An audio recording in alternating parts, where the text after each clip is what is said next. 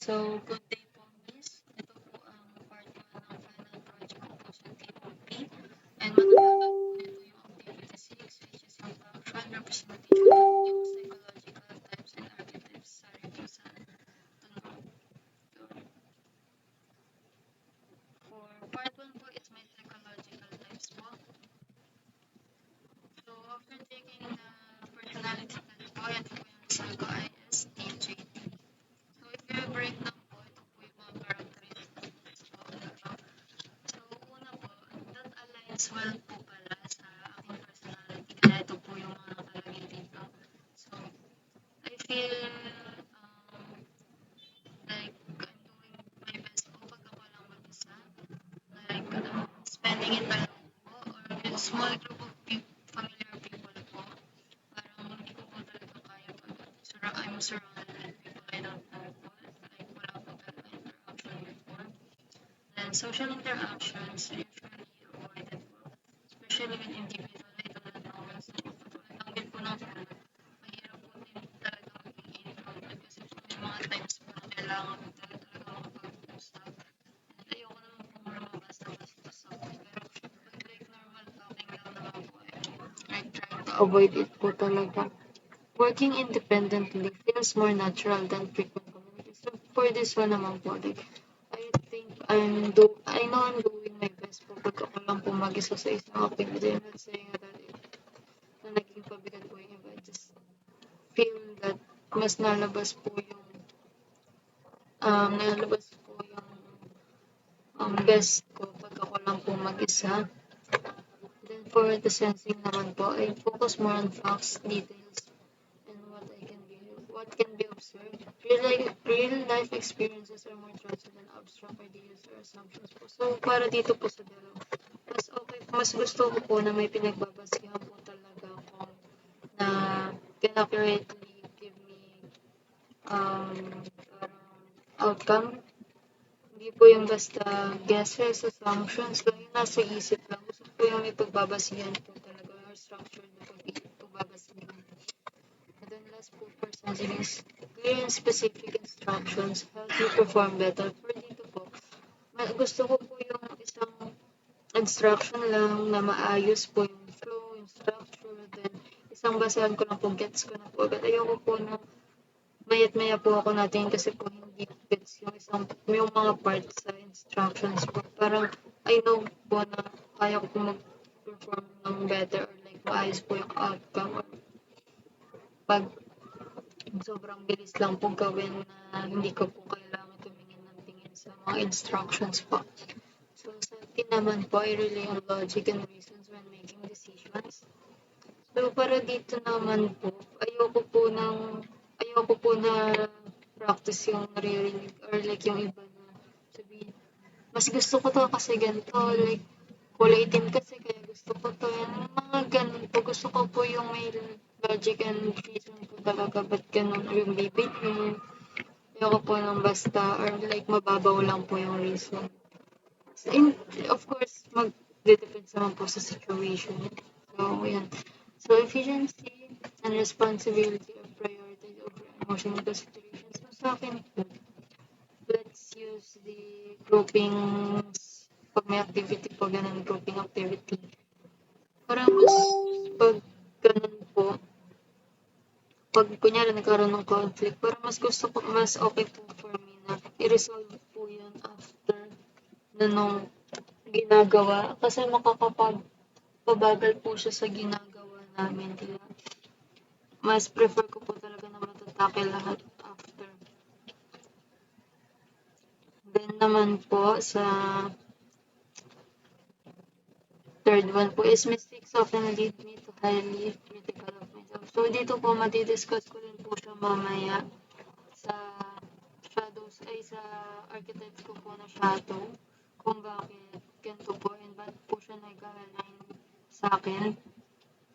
So, pag nagkamali po kasi ako sa isang bagay na dapat alam ko na or dapat maalam na talaga ako, dapat hindi na ako magkamali, tapos nagkamali ako. Nataas po yung stress level ko, naiinis po talaga ako ng sobra sa sarili ko. So, for the next one naman po is I prefer organized environment structure. kilala niyo po talaga or like close po kayo sa akin. Mapapansin niyo po na may to-do list po ako sa notebook ko, sa laptop ko, and sa cellphone ko po. Kailangan po talaga may ganun para may flow na maayos, na alam mo yun, from due dates ko, anong pinakamabilis mag-due, ayun yung gagawin para maayos mo talaga yung schedule mo. Kaya gusto ko po talaga ng organized and structured po yung plans ko. And then, being prepared due to the stress and uncertainty for me. So, this po, pag nagre-report po ako, alam ko na po kasi hindi po ako magaling mag-report or weakest spot ko po talaga yung reporting. So, I'm doing my best po para basahin or like aralin po talaga yung part ko para naman po mabawasan yung stress ko or yung uncertainty na nafe-feel ko. So, sudden changes make me uncomfortable. So, dito naman po as an introvert po, sanay po ako talaga sa mga tahimik, nang ako lang, gano'n. Tapos pag linagay po talaga ako sa ibang setting, talagang hindi ko po kayang i-handle yung makikita niyo po sa facial reaction ko po na nahihirapan po talaga ako. So, yung last naman po is I'm strongly affected by pressure and personal expectations. Self-doubt often appears when I did not perform well.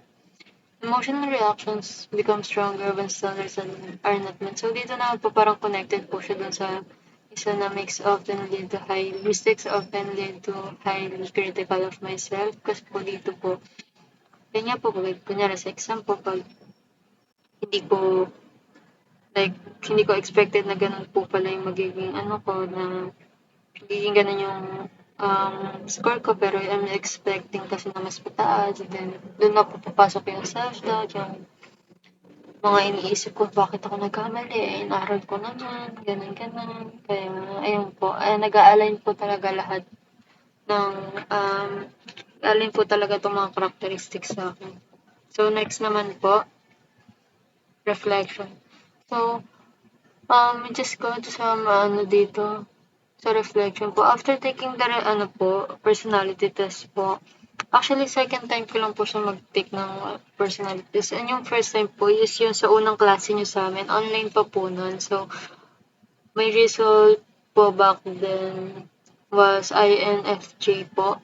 So, hindi naman po ako in shock sa naging result ko ngayon, second time na pag-take ko nun. Ang kinagulat ko lang naman po is sa short period of time po, naging iba po agad yung result. Pero hindi naman po drastic yung result. Like, hindi naman sobrang laki nung nagbago. Sobrang onti lang po talaga ng adjustment. Sa isang lang po naging, especially sa sensing and intuition lang naman po talaga. Then, ang core things po sa tingin ko sa sarili ko na I think na hindi mag-change even I'll take this test again po for ilang years po ulit is yung introversion ko po or introversion ko. And yung pagiging organized po talaga, hindi po talaga yung mawawala sa akin. And if mawawala man yan, sa tingin ko sobrang dami kong kailangang ma-face or like pagdaanan para mabago yun. Then, for me, itong test po na to, itong personality test po na to, hindi po talaga siya accurate or like, hindi po siya nakapag-accurately sa someone na personality nila. Pero, pwede pa rin po siyang pagbasihan ng like, yung shallow description po about a person po. Hindi po ganun katlalim yung magiging knowledge mo about someone. Pero kahit pa paano po, magkakaroon ka pa rin po ng idea kung paano ba siya, kung ano ba yung mga ginagawa niya pag ganitong bagay yung nangyari. Still something na pagbabasihan mo. Ayun po. So, next part naman po is my archetypes. So, sa unang archetype naman po is yung persona. I often show others that I'm capable, but not in a way that suggests arrogance or superiority. I tend to avoid talking to people outside my program, especially those I have little or no prior interaction with. Socializing is not something I seek. I present myself as someone who is emotionally moderate, not too strong but not weak either. This persona helps me protect myself from judgment while still appearing functional and dependable. academic, and social settings. So, dito naman po, ang pinapakita ko naman po sa kanila is hindi yung takot ako sa tao or like makipag-usap sa tao or like karoon ng any communication sa tao kasi gusto ko pa rin mag-depend sila or like malaman nila that they can ask something for me kasi ibibigay ko naman po. Especially pag about sa pag-aaral po, reviewer, may hindi sila na-gets, I'm willing to help naman po. So, sa pangalawa naman po, ito po yung nabanggit ko kanina sa shadow ko po. My shadow appears when things go out of my control po, especially when I make mistakes in area where I expect myself to do better. In these moments po, my anger and emotions can become overwhelming po. Often, the burst of my emotions leads me to unhealthy coping behaviors such as breaking objects or hurting myself just to release my strength and be able to breathe again. These reactions show how difficult it is for me to regulate strong emotions and it revealed po that they reveal unresolved inner conflicts that I am still learning to face. So, dito naman po, like nabanggit ko nga po kanina kapag nagkamali ako sa isang bagay na dapat alam ko na, nagkakaroon po talaga ng sobrang stress na kailangan na nag-lead po talaga sa akin na saktan yung sarili ko or makasira po ng bagay. Then, ang hirap lang po niya talaga gawa ng panibagong coping mechanism kasi hindi naman po talaga healthy yung ginagawa ko. Yun po. Next po is animus or yung male side po sa akin. So, my animus is that I know I am capable of protecting myself when I am outside po. I'm physically strong among other women po. I do weights to keeps my muscle intact and I know for a fact that when other people are around me, especially women, I can protect them and won't have a second thought if I will protect them and let myself in danger because I know that I'm stronger than them and hindi ko naman po sinasabing mahina sila. I'm just saying that may physical strength and yung willingness ko po talaga na i-put yung sarili ko in line just to save them. Dun po talaga yung talaga nagmamatter for me na kaya ko po talaga silang protektahan. Next po is yung great mother. Ito po yung negative and positive and negative. So, I often become the person other come to when they need someone to listen. I allow people to share their emotions and problems with me, and I try to be understanding. However, when I sense that someone is exaggerating their emotions, changing their stories, or presenting themselves as a victim dishonestly, I tend to emotionally distance myself. I may not express it openly, but internally I judge the situation and protect my emotional boundaries. So, syempre po, pag may kailangan po mag-share ganun, I'm willing naman po lagi. Like, all ears po talaga. Pero po pag na-feel ko na po na may mali or like OA na po, let's use the word OA, na iniiba na po nila talaga yung mga sinasabi nila para maging biktima po yung atake maging biktima po sila dun sa kwento nila. Parang, parang nawawala po yung gana kong makinig. Tapos, pero hindi ko na po sinashow yun sa kanila. Parang sa akin lang po, sa loob-loob ko po. Para hindi ko na po i-divert yung attention ko, yung emotion ko sa kanila ng sobra. Kasi po pag nag-share sila, I tend to do that.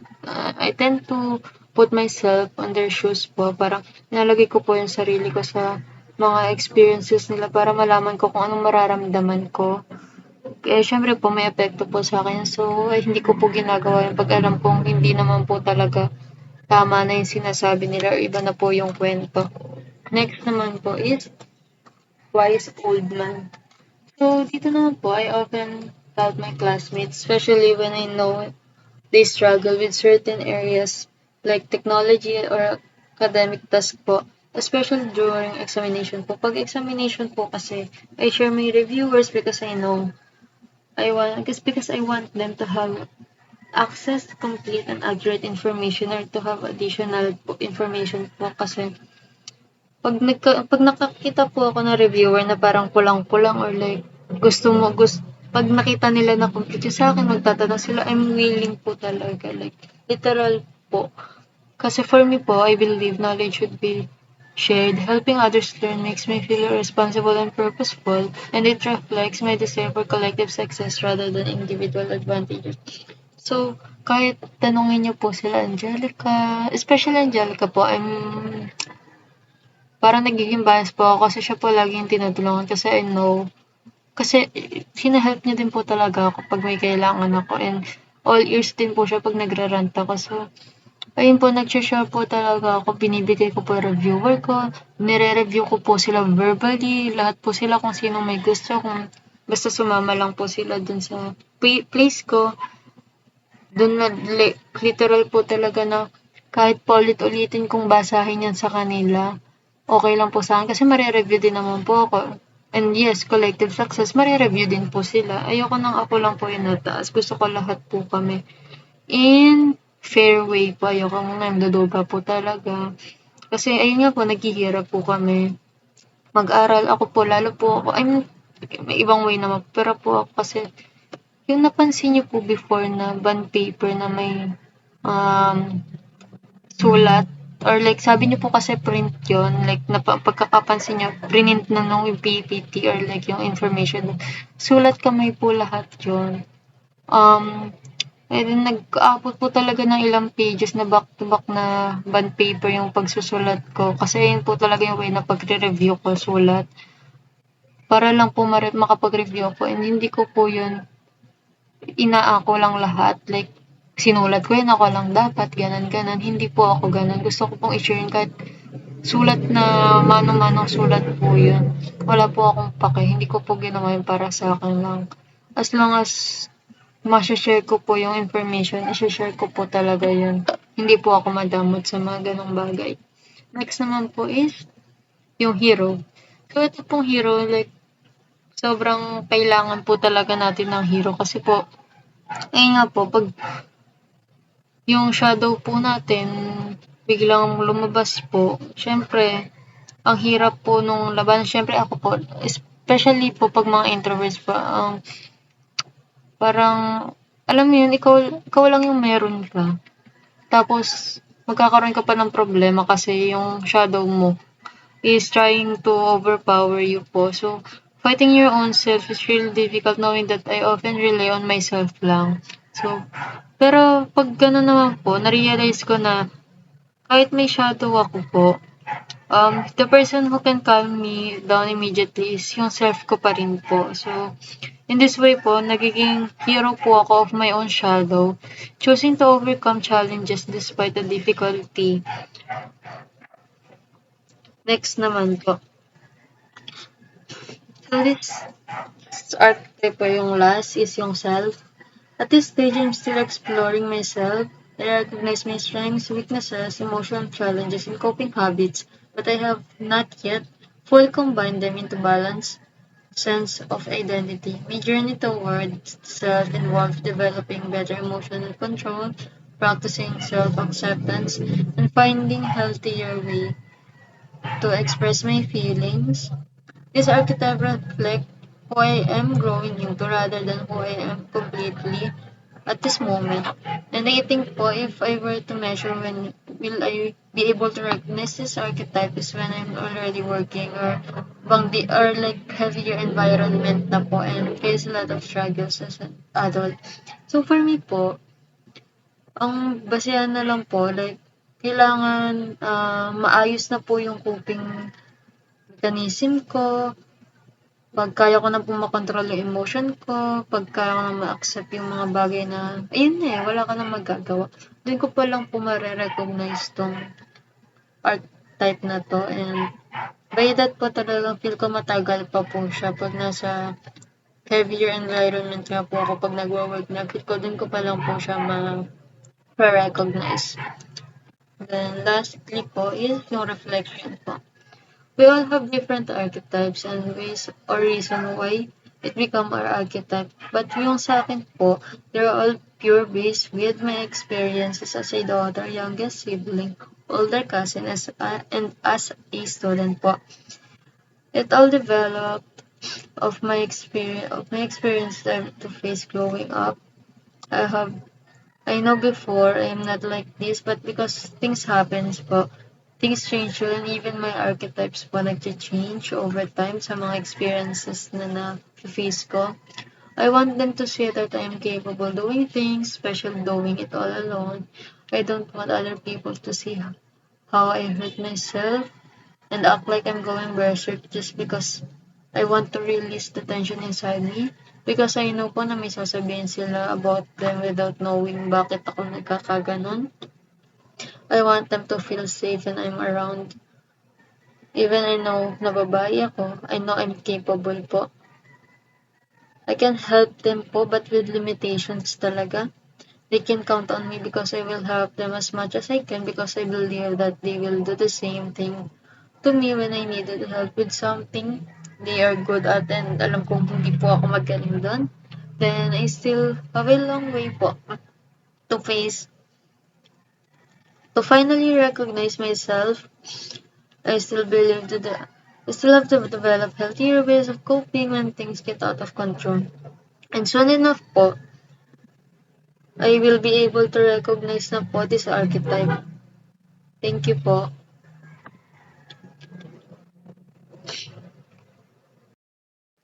So, hello self. You've been doing good. You've been doing great this years, especially ngayong college ha. Sobrang dami, sabay-sabay, lahat ng examinations, final projects, mga activities, from countless hours na nilalaan mo studying and sa paggawa ng reviewer. So, napakahabang reviewer mo. Back-to-back ng bond paper na umaabot ng 16 pages para lang ma-review mo ng mano-mano na masabi mong makakuha ka talaga ng mataas na score. Lahat yan nagka-count as something. Hindi lang basta-basta yan. Hindi mo kailangan lagi makakuha ng highest score or perfect score self. As long as alam mo, ginagawa mo yung best mo, reviewing, paglaan ng oras, okay na yun. Kailangan mong i-value yung mga efforts mo. Kasi hindi basta-basta lang yung ginagawa mong ganon. Napakahaba ng pag-aaral mo. Lahat yun kailangan i-value self ha. And be good to yourself. Eh, alam mo naman yun self na ikaw lang ang meron ka hanggang dulo. Kaya dapat i-maintain mo yung maayos na relationship mo with yourself. Onting-onti na lang, makakagraduate na, isang year na lang, tapos isang term pa. Then, ayun, panibagong environment, of course, self, kailangan mo mag-adjust ng malaki, pero kayang-kaya mo yan. Makakapag-repay ka din sa lahat ng tumulong sa'yo, especially kay tita, makakapag-repay ka din. Ayusin mo yung pagtatrabaho mo, ayusin mo lahat. Value everything na pinaglalaanan mo ng effort. Ayun at ayun lang yun. Be thankful to yourself din kasi hanggang ngayon, nandito ka striving. Okay? Ayun lang.